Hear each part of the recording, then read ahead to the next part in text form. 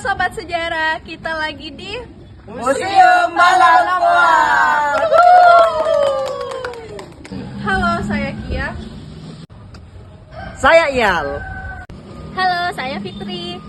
Dan saya Ner. Saya Nasrullah. Saya Nugra. Dan yang terakhir, saya Ananta. Nah, di sini yang pertama itu kita dapat melihat berbagai jenis persenjataan yang peninggalan kerajaan Goa. Nah, di sini pertama itu kita dapat melihat berbagai jenis keramik, mulai dari ukuran yang kecil, sedang, bahkan yang besar. Nah, di sini juga itu kita dapat melihat nameng dan juga alat penenun yang digunakan dahulu-dahulu. Nah, di sini juga selain itu kita melihat bendera yang digunakan pada saat perperangan dimulai. Dimana jika bendera warna merah ini dikibarkan, tandanya itu perperangan belum usai. Nah, sedangkan bendera kuning ini tandanya itu lawan sudah kalah. Nah, di sini itu di gambar bendera itu terdapat gambar ayam jantan yang artinya itu kuat. Nah, di museum ini memiliki 3 aksara lontara yang berbeda-beda. Yang pertama, aksara lontara jangan-jangan. Jadi aksara ini, aksara pertama diciptakan sesuai kebutuhan literasi, dan juga aksara ini digunakan pada masa kerajaan. Yang kedua, aksara lontara sulapa apat. Jadi aksara ini diciptakan seorang pejabat pemerintah Goa yang bernama Daeng Pamat. Yang ketiga, aksara lontara bilang-bilang. Jadi aksara ini diciptakan untuk mempercepat penyebaran Islam, diperintahi oleh Raja Goa ke-14 Sultan Alauddin dan juga Raja Talo ke-6 Sultan Abdullah Awalul Islam.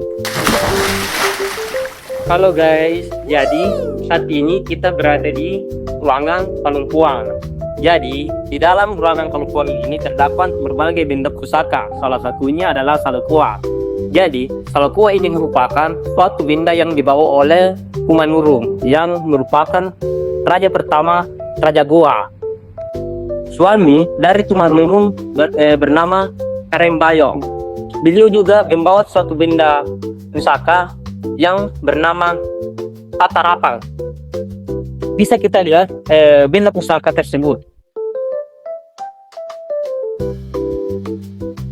Ya, seperti kita lihat di pusaka ini berbentuk keris atau parang. Jadi parang ini terbuat dari lapisan emas yang merupakan suatu pemberian dari Raden Pata, Raja Demak pada abad ke-16. Baik teman-teman, di sini saya akan menjelaskan apa saja yang ada di dalam sini. Nah, khususnya di bawah ini terdapat beberapa perhiasan cincin digunakan oleh para bangsawan wanita, dan ada juga di sini penghargaan dari Inggris yang namanya adalah kancing buleng. Nah, ini dari Inggris.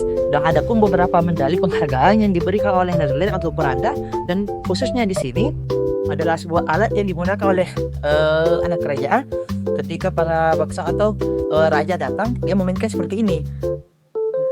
Seperti itu. Dan khususnya di sini yang dimana ada jempam anak bayinya, itu salah satu alat yang digunakan untuk kaum wanita untuk menutupi kemaluan di sana. Jadi itu.